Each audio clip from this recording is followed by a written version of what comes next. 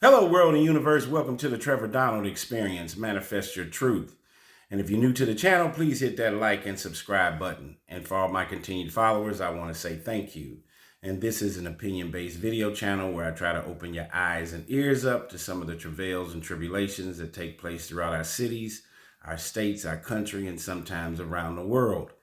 And man, I got this one coming straight out of Atlanta, Georgia, in Fulton County. And the last year or two, a couple years, what in God's green earth is going on in Atlanta proper? You got the YSL case that's been going on and dragging on for 2 years. You've got criminal defense attorneys that have gotten in trouble and have gotten arrested for criminal allegations involved in that case.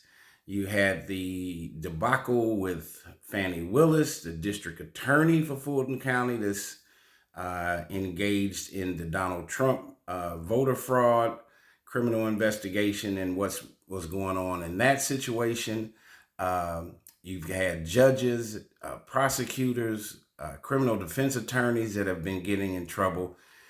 And these people are supposed to be the leaders of our community.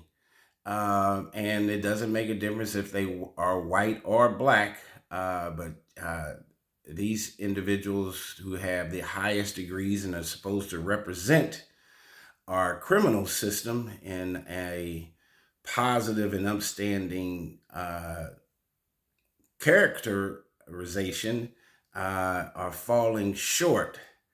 And of course, I have several friends in Atlanta. Atlanta has been known since the late 80s, early 90s as a bumbling place for black professionals to go there and do extremely well. I know physicians, lawyers, retired football players, retired athletes, professional athletes that are there.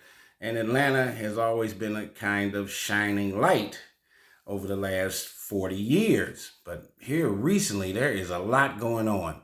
So not only do we have chaos and disruption in the courtroom, this particular story has to deal with the jail system and 4 female security guards and how they crossed the criminal line and went from being correctional officers to now being charged as inmates and charged in crimes for all kinds of egregious behaviors.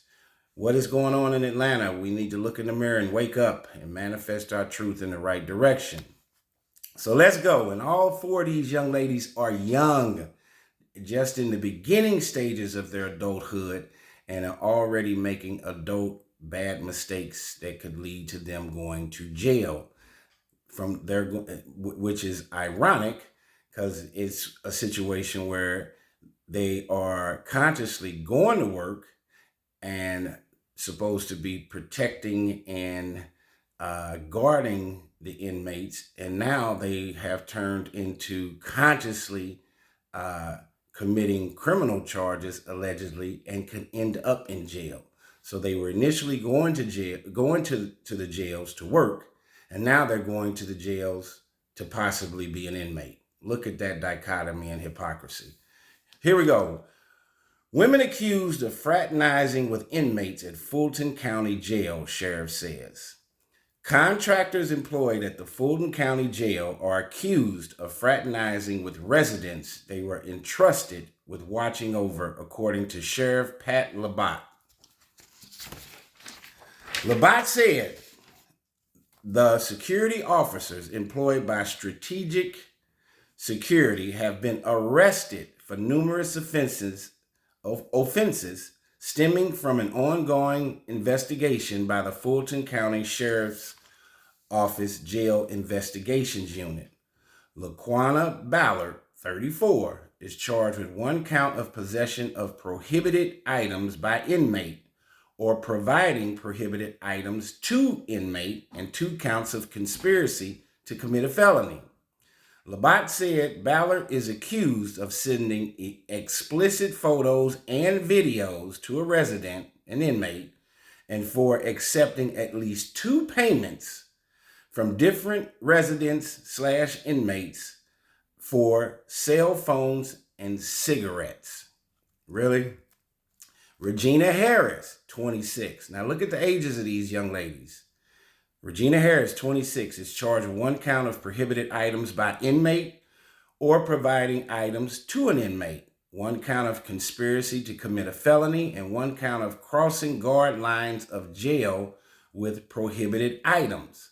Harris is accused of providing a resident also with a cell phone.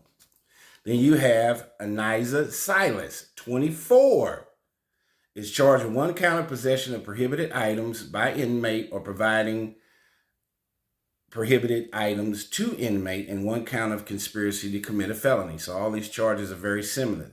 But listen to some of these caveats. Silas is accused of conspiring to provide a resident, here again, with a cell phone charger and a cell phone, and with providing a resident with an unauthorized staff meal.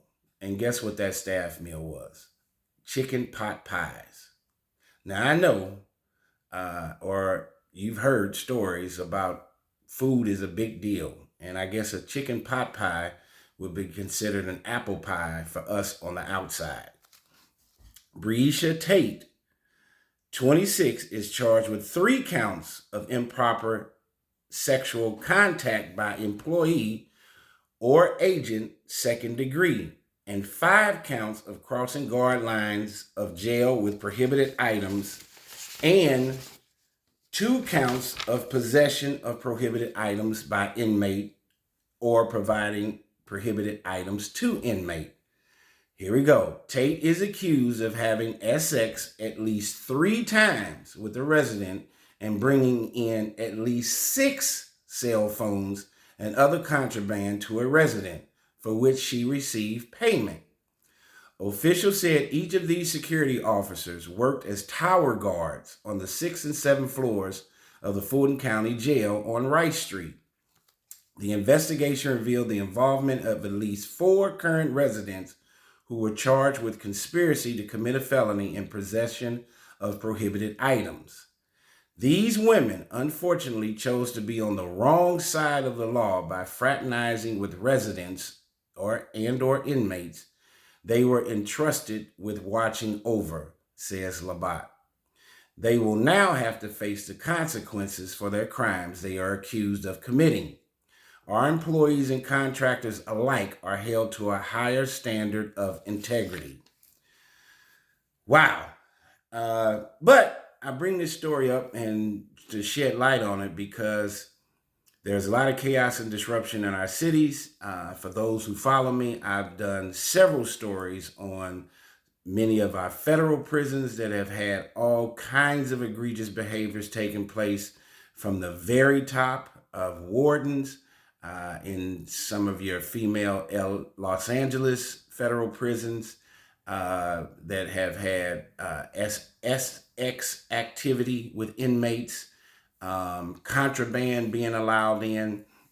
I've also done a video or a few videos on the heinous criminal actions that have taken place in a Philadelphia federal prison, a Chicago, Illinois state federal prison that is now closed, where male inmates were in 4-prong restraints. They had 2 inmates in small, cramped, isolated cells where they knew they would engage in fights and try to kill each other. Of course, we all know that our penal system in America has no form of rehabilitation. Many of the people that end up going to prison and get out end up worse. So we need a wake-up call. There's a lot of things. We have migrant crisis issues. We have gang violence, gun violence, mental health issues, opioid crisis, homelessness that's taking place outside in our cities. But there's no safe haven inside many of our jails and prisons. And they need some kind of reform, and a change needs to be made. What do we need to do with our correctional officers? There have been many correctional officers that have brought in contraband and have crossed that line into criminality. There is understaffing here again in our cities. Most of our major cities are understaffed in our police force. There was a big push during the Black Lives Matter to defund the police, which I was never in favor of. You have cities like, in 1 year in New York City, 2,500 police officers left the police force before retirement. Chicago is down 1,200 police officers that are needed. St. Louis, Missouri needs about 350, and if you include St. Louis County, there's about 500 police officers that are needed. There's a trickle-down result or effect as a result of this. Not only do we need police officers on the street and the numbers are down, the numbers are extremely down for correctional officers. They're underpaid, understaffed. Their lives are at risk each and every day. It's a very stressful job. So we need to do a better vetting to have the appropriate police officers and correctional officers. Correctional officers are the police officers in our jails and prisons. And for these four really young ladies to either succumb to the pressure, to decide to put their jobs and their lives and their freedom at risk by bringing in contraband like cell phones, cigarettes, and chicken pot pies, tells you something about our system. It is broken. And now we're going to lose. Many of our major cities are understaffed with correctional officers. St. Louis, Missouri, the city of St. Louis needs like 80 to 100 correctional officers for their city jail. You have broken locks. You have riots that have taken place where the inmates have taken over the jail a few times. So it is a very hazardous and unsafe place to work. So we need safety measures to ensure the safety of not only the inmates, but also the people that work there. But when you have these young ladies, and also it makes it a tough thing when you have female correctional officers that are working in male jails and prisons. We need to relook at that whole situation, and that is a very tempered and dangerous environment to be in. And to have these four young ladies to commit these crimes with cell phones and chicken pot pies, and to risk their freedom, their job, their career, and now they go from driving to work at the jail to now they drove to the jail to be arrested, and now they go from correctional officer to arrested alleged inmate. Look at the dichotomy and the hypocrisy in that. We need a wake-up call. We need to do the right thing when we're adults, whether you're 22 or 32. If you choose to do the wrong thing, there are adult negative consequences that you will have to face. And this is unfortunate that this is taking place in Fulton County. Fulton County and Atlanta has had a lot of negative things taking place and media reports that have everything to do with our legal and law enforcement system. We need to see and reform what is going on with the people that are at the very top in the leadership positions, from judges, mayors, lawyers, prosecutors, criminal defense attorneys, all the way down to our police officers and our correctional officers. We need to vet and have very upstanding people in these positions, and this does not shed a good light on Fulton County, let alone Atlanta. These four young ladies and committing these kinds of crimes is going to change their lives forever. Tell me what you think about this case of these four young ladies that were correctional officers that have gotten in trouble over contraband things like cell phones, chicken pot pies, and also having inappropriate relationships with incarcerated male individuals or inmates. And now it has led from them opening a jail cell with a key to now they are becoming, when the cell gets open, now they are sitting in a cell as an inmate. Your world can change at a drop of a dime if you make the wrong choices. Tell me what you think. This has been the Trevor Donald Experience. Manifest your truth in a positive, righteous, and God-fearing way.